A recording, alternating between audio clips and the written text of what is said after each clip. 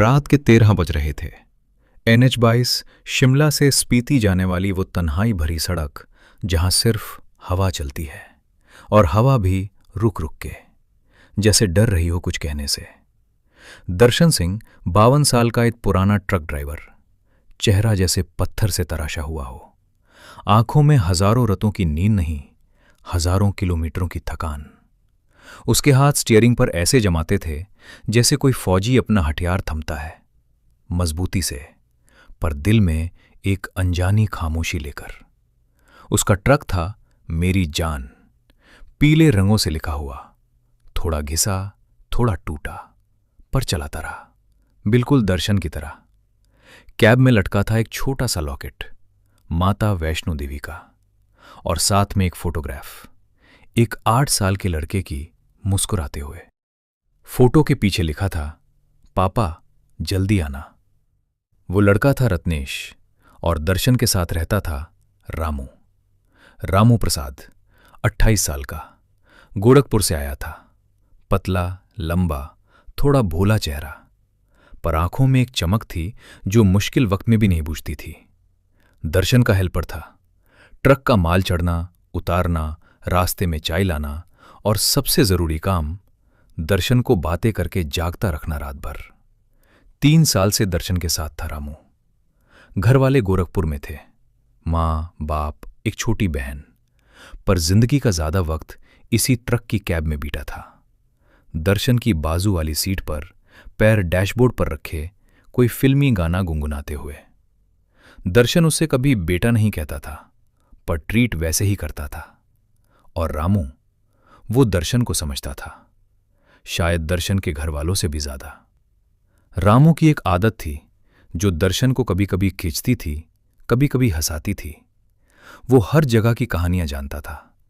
किसी भी सड़क पर, किसी भी मोड़ पर रामू कहता, भैया यहां एक बार, और फिर कोई कहानी शुरू हो जाती, कोई भूत की, कोई इंसान की, कोई पहाड़ों की। दर्शन कहता, रामू बंद कर ये सब, सड़क देख। रामू कहता, भैया मैं तो सीधा बोल रहा हूं, सच वाली बात है। सच वाली बात मेरी नींद उड़ा देती है तेरी। तो ठीक है ना, नींद नहीं आएगी तो गाड़ी नहीं टकराएगी। और दर्शन खामोशी में मुस्कुराता था, वो वाली मुस्कान जो सिर्फ रामू को दिखाई देती थी। साल बीत गए। रत्नेश बड़ा हुआ, धीरे धीरे, अपने आप, अपनी मां कमला की आंख के साए में। स्कूल में जब दोस्त पूछते, तेरे पापा क्या करते हैं, वो कहता, ट्रक ड्राइवर हैं। कुछ लोग मुस्कुराते, कुछ लोग चुप हो जाते, पर रत्नेश को कोई शर्म नहीं थी। उसके पापा ट्रक चलाते थे, और उसके लिए ये दुनिया का सबसे बड़ा काम था। वो रात को अकेला बैठता और सोचा करता, कहाँ होंगे पापा अभी?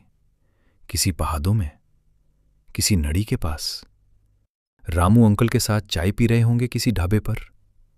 हां, रामू अंकल। रत्नेश रामू को जानता था। कभी कभी रामू का कॉल आता था घर पर, जब दर्शन फोन नहीं उठाता था थकान में। भाभी जी, भैया ठीक हैं, बस थक गए हैं, मैं हूं ना साथ। कमला कहती, रामू ध्यान रखना उनका। हमेशा भाभी जी, हमेशा। साल था 2019। रत्नेश 30 साल का था। BSc खत्म, नौकरी नहीं मिली, घर में पैसे की तांगी। और एक दिन दर्शन का कॉल आया, रत्नेश एक बार मेरे साथ ट्रिप पर चलोगे? शिमला से काजा, स्पीति वैली। मैं और रामू हैं, तुम भी आ जाओ। रत्नेश का दिल उछला। हां पापा, पक्का। मेरी जान, वही पुराना ट्रक, वही पीले अक्षर, पर इस बार कैब में 3 थे। दर्शन स्टीयरिंग पर, रत्नेश बीच में, रामू खूब पास वाली खिड़की पर, पैर उठा के एक हाथ बाहर, हवा में हाथ हिलाता हुआ। रत्नेश भाई, पहली बार स्पीति जा रहे हो? हाँ रामू अंकल। अरे अंकल मत बोलो यार, रामू भाई बोलो, मैं क्या बुढ़ा लगता हूं? दर्शन बोला, हां लगता है भैया।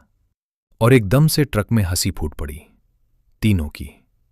वो हंसी जो 3 अलग जिंदगियों को एक धागे में पी देता है।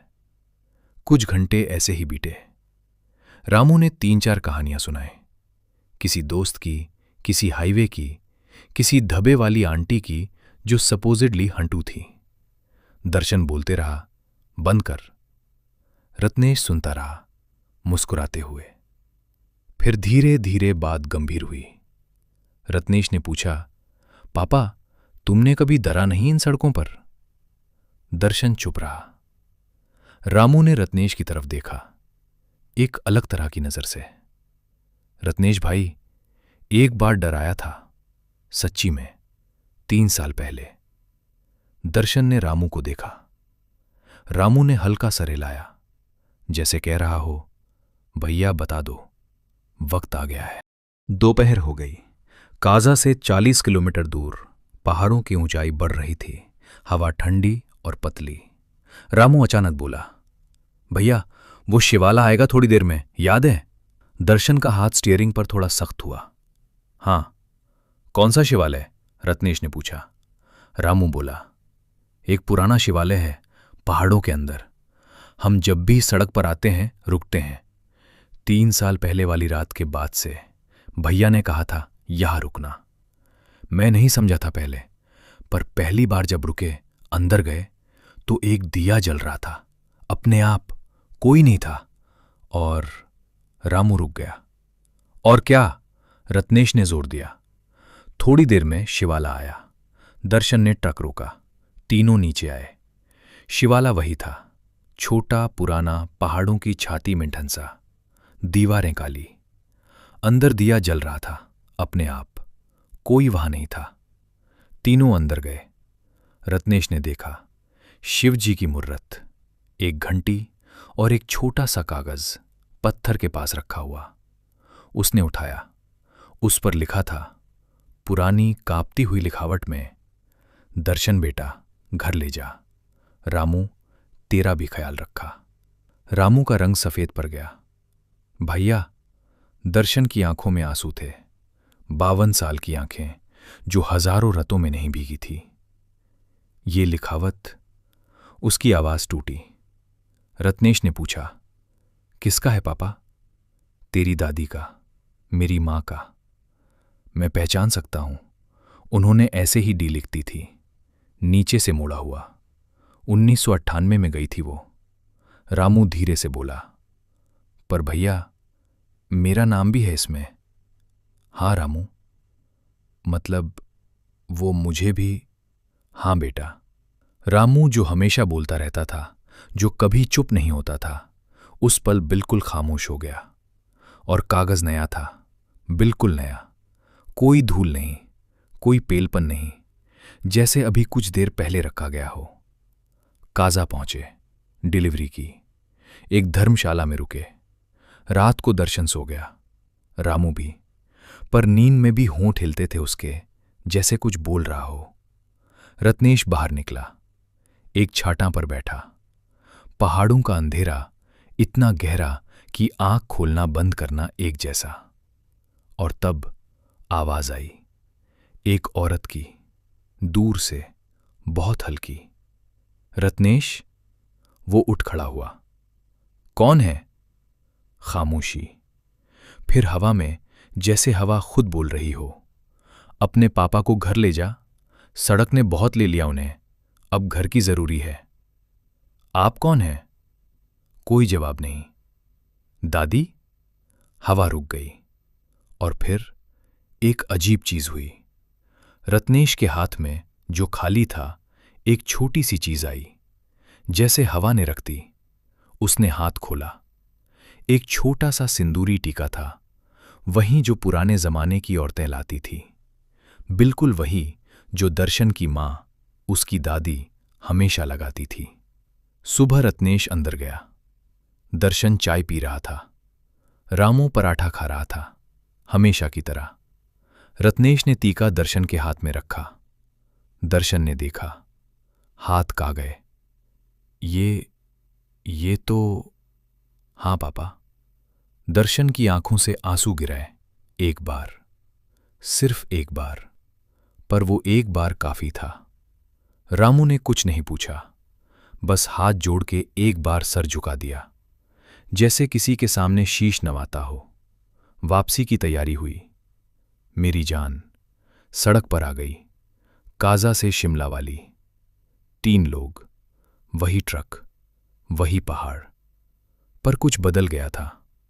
दर्शन चला रहा था, पर उसकी आंखें थोड़ी हल्की थीं, जैसे सालों का बोझ थोड़ा कम हुआ हो। रामू ने कुछ देर बाद धीरे से कहा, भैया, हाँ, इस बार वापस जाके थोड़ी देर रुको घर पर। रत्नेश भाई हैं, भाभी हैं, सुनीता दीदी हैं। सड़क तो हमेशा रहेगी। दर्शन ने कुछ नहीं कहा, पर स्टीयरिंग पर से एक हाथ उठाया और रत्नेश के कंधे पर रखा। रत्नेश ने वो हाथ अपने हाथ में ले लिया। रामू ने खिड़की से बाहर देखा, पहाड़ों को, और धीरे से मुस्कुराया।